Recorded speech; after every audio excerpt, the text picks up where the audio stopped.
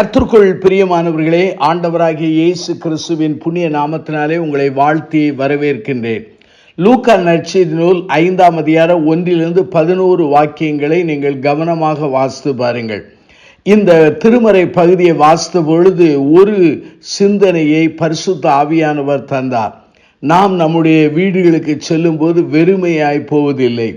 You cannot go home empty handed என்று சொல்லலாம். அருமையானுள்ளே, இந்த இடத்திலே பேதுருவும் அவனுடைய கூட்டாளிகளும் இரவெல்லாம் மீன் பிடிக்கிறார்கள். ஒரு மீனும் அகப்படவில்லை. அவருடைய பிரயாசங்கள் எல்லாம் வீணாய் போய்விட்டது. ஆனால் ஆண்டவராய் இயேசுவானவர் அவன் படகுகளே ஏறி அவனுக்கு வார்த்தையின் மூலமாக ஆலோசனை சொன்ன பொழுது அந்த வெறுமையான அவனுடைய வாழ்க்கையை ஆசீர்வதிக்கப்பட்ட வாழ்க்கையாக மாறியது. இந்த இடத்திலே பேதுருடைய வாழ்க்கையிலே வெறுமை ஆசீர்வாதமாய் மாறியதற்கு காரணம் என்ன? அவன் சொல்லுகிறான், ஆண்டவரே, இரவெல்லாம் மீன் பிடித்தேன், ஒரு மீனும் அகப்படவில்லை. ஆகிலும் உம்முடைய வார்த்தையின்படி நான் வலைகளை போடுகிறேன் என்று சொன்னான். இது லூக்கா 5ஆம் அதிகாரம் 5 காணப்படுகிறது. ஆகவே ஆண்டவரிடத்திலிருந்து வார்த்தையை பெற்றான். ஆண்டவரிடத்திலிருந்து வழிநடத்தலை பெற்றான். ஆண்டவருடைய வழிநடத்தல் என்ன? உங்கள் வலைகளை ஆழத்திலே தள்ளி கொண்டு போய் போடுங்கள் என்பதுதான். அருமையானுள்ளே, இந்த இடத்திலே இவன் வெறுமையாக போகாததற்கு காரணம் என்ன? ஆண்டவருக்கு தன்னுடைய படகிலே இடம் கொடுத்தான். இரண்டாவது, ஆண்டவருடைய வார்த்தையை அவன் கேட்டான். மூன்றாவது, ஆண்டவருடைய வழிநடத்தலின்படி கீழ்ப்படிந்தான். அப்பொழுது நடந்தது என்ன? ஆண்டவராகிய கர்த்தர் அவனுடைய வாழ்வின் வெறுமையை ஆசீர்வாதமாய் மாற்றினார்.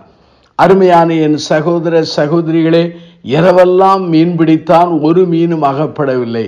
அகப்படாத காரணம் என்ன? தேவனாகிய கர்த்தர் தான். அதே சமயத்திலே அதே படகு, அதே வலைகள், அதே மீன் பிடிக்கிற மக்கள், அதே கடல். ஆனாலும் கூட இப்போது மீன்கள் திரளாய் கிடைத்ததற்கு காரணம் என்ன? சர்வ வல்லமையுள்ள நம்முடைய ஆண்டவராகிய கர்த்தராகிய இயேசு கிறிஸ்து தான். அருமையானுள்ளே, ஆண்டவரை நம்முடைய வாழ்க்கையிலே எடக்கொடுக்கும் பொழுது நம்முடைய லேபர் பிரயாசமானது அது ஃபேவராக மாறிவிடும். அதே சமயத்தில் ஆண்டவர் நம்மோடு கூட இல்லை என்று சொன்னால் நம்முடைய வாழ்க்கையே வெறுமையாகும். நம்முடைய ஆண்டவராகிய இயேசுவானவர் சொன்ன ஒரு வார்த்தையை ஞாபகப்படுத்துகிறேன். என்னால் அன்றி உங்களால் ஒன்றும் செய்ய முடியாது என்று சொல்லி நம்முடைய ஆண்டவர் சொன்னதை ஞாபகத்தில் வைத்துக் கொள்ளுங்கள். ரூத்தின் புஸ்தகத்திலே 1ஆம் அதிகாரத்தை நீங்கள் வாசித்து பாருங்கள். நகோமி அவள் வாழ்ந்த இடம் பெத்லேம். பெத்லேம் என்றால் அப்பத்தின் வீடு என்று பொருளாகும்.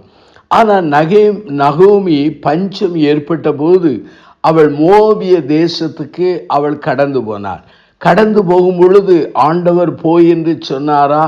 ஆண்டவர் வழிநடத்தல் கொடுத்தாரா? இல்லை. சுயமாய் திட்டமிட்டாள். சுயம் முயற்சி எடுத்து அவளும் அவளுடைய கணவரும் 2 ஆண் பிள்ளைகளும் சென்றார்கள். அவர்கள் ஆண்டவருடைய ஆசீர்வாதமான இடத்தை விட்டு மோபிய இடத்துக்கு போனார்கள். ஆனால் பல ஆண்டுகள் கழித்து அவள் திரும்ப வரும்போது அவள் கணவன் மடிந்து போனான்.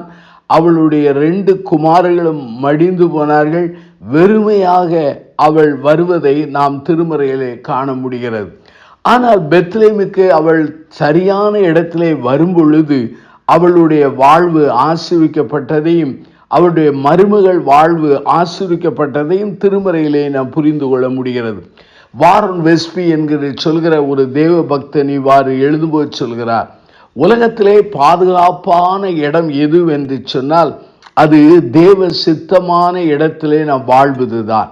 அருமையானுள்ளே, தேவ சித்தமான இடத்திலே தேவ சித்தத்தின் அடிப்படையிலே நீங்கள் வாழும் பொழுது, ஊழியம் செய்யும் போது அங்கே உங்களுக்கு ஆண்டவருடைய பாதுகாப்பு உங்கள் வாழ்க்கையில் வருகிறது. ஆகவே ஆண்டவருக்கு உங்கள் வாழ்க்கையை இடம் கொடுங்கள். ஆண்டவருடைய வார்த்தையை பெற்றுக்கொள்ளுங்கள். அவருடைய வழிநடத்தல்படி செயல்படுங்கள். அப்படி செயல்பட்ட போது என்ன நடந்தது என்று சொன்னால் திரளான மீன்கள் கிடைத்தது. லூக்கா 5ஆம் அதிகாரம் 6 அந்தபடியே அவர்கள் செய்து தங்கள் வலை கிழிந்து போகத்தக்கதாக மிகுதியான மீன்களை பிடித்தார்கள். 7வது வாக்கியத்திலே, அப்பொழுது மற்ற படவில் இருந்த கூட்டாளிகள் வந்து தங்களுக்கு உதவி செய்யும்படி சைகை காட்டினார்கள். அவர்கள் வந்து 2 படவுகளும் அமிழத்தக்கதாக நிரப்பினார்கள். இந்த சூழ்நிலையில்தான் ஆண்டவராகிய கர்த்தர் அவனை தன்னுடைய திருப்பணிக்கென்று அழைக்கிறார். அருமையானவர்களே, ஆண்டவர் உங்களை ஆசீர்வதிக்கிறார் என்றால் அதனுடைய பொருள் என்ன? தேவ ராஜ்யத்தை கட்டுகிற பணியிலே, தேவ ராஜ்யத்தின் பணியிலே நீங்கள் ஈடுபட வேண்டும் என்பதற்காகத்தான் தெய்வம் உங்களை ஆசீர்வதிக்கிறார். அதை புரிந்து கொள்ளுங்கள். ஆகவே வேதாகமத்தை நீங்கள் வாசிக்கும் பொழுது ஆதியாகமம் 15ஆம் அதிகாரத்திலே ஆண்டவர் ஆபிரகாமோடு சொன்னார், உன் சந்ததி அந்நிய நாட்டிலே 400 ஆண்டுகள் உபத்திரப்படுவார்கள், ஆனால் திரும்ப வரும்போது திரளான பொருட்களோடு வருவார்கள் என்று சொன்னார். ஆகவே உண்மையாகவே ஆண்டவிடத்தில் வந்தவர்கள் வெட்கப்பட்டு போனதாக வரலாறு கிடையாது. ஆண்டவிடத்திலே வந்து ஜெபித்தவர்கள் அவமானம் அடைந்ததாக வரலாறு கிடையாது.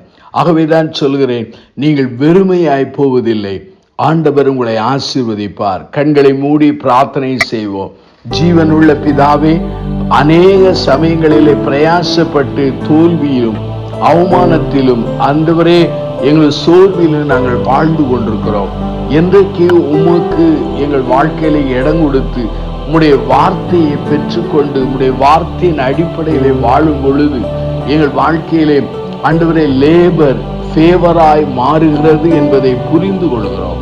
இந்த செய்தியை கேட்டு அர்ப்பணித்த மக்களை ஆசீர்வதியும். இயேசுவின் நாமத்தில் ஜெபிக்கிறோம் பிதாவே, ஆமென்.